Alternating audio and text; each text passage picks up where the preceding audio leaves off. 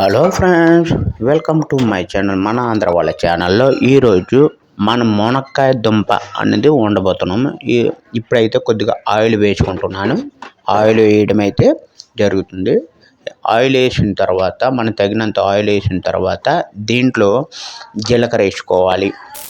ఇదిగో నేను వేస్తున్నాను జీలకర్ర, ఆవాలు రెండు అయితే వేసాను. తర్వాత దీంట్లో ఆనియన్ వేసుకుంటున్నాను. ఆనియన్ వేసుకున్న తర్వాత దీనికి సీక్రెట్ మసాలా అయితే ఉంది. గార్లిక్, అల్లం, పచ్చిమిర్చి ఈ మూడు అయితే దంచేసి వేసుకోవాలి. ఇదిగోండి వేసుకుంటాను. ఇది సీక్రెట్ మసాలా అనమాట నాది. సో మీరు కూడా ట్రై చేయండి, ఓకేనా. ఈ విధంగా వేసిన తర్వాత ఇలా కలుపుకోవాలి. కలుపుకున్న తర్వాత ఇది కొద్దిగా బ్రౌన్ కలర్ వచ్చే వరకు ఇలాగా వేయించాలి.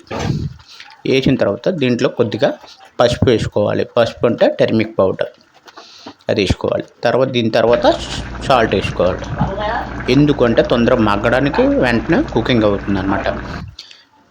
పసుపు, సాల్ట్, ఇదిగోండి సాల్ట్ వేసుకున్నాను. వేసుకున్న తర్వాత దీన్ని కొద్దిగా బాగా కలపాలి. దీని తర్వాత మనం చేయాల్సింది ఏంటంటే మనం ఏదైతే అనుకున్నామో దుంపలు, మునక్కాయ ఇవి రెండు అయితే వేసుకోవాలి. ఇదిగోండి వేసుకొని దీన్ని డీప్ ఫ్రై చేసుకోవాలి. అంటే కొద్దిగా బాగా మగ్గనివ్వాలి.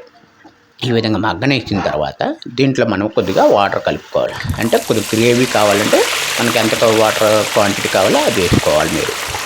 ఇదిగోండి నేను ఇలాగ వేసుకున్న తర్వాత దీన్ని చిల్లీ పౌడర్ వేసాను. చిల్లీ పౌడర్ లాస్ట్లో వేస్తే దీని ఫ్లేవర్ కానీ మనకి టేస్ట్ బాగా వస్తుంది అనమాట. ఈ విధంగా వేసుకున్నట్టయితే మనకి కర్రీ అయితే బాగుంటుంది. ఈ వాటర్ కొంతవరకు మనకి తగ్గిన తర్వాత గ్రేవీ అనేది బాగుంటుంది. ఆల్మోస్ట్ అయిపోయింది. దీంట్లో నేను కొద్దిగా మసాలా వేసాను, గరం మసాలా. ఇది బాగా కలుపుకొని ఒక 10 నిమిషాలు కుకింగ్ చేస్తే మన కర్రీ అయితే రెడీ అయిపోతుంది.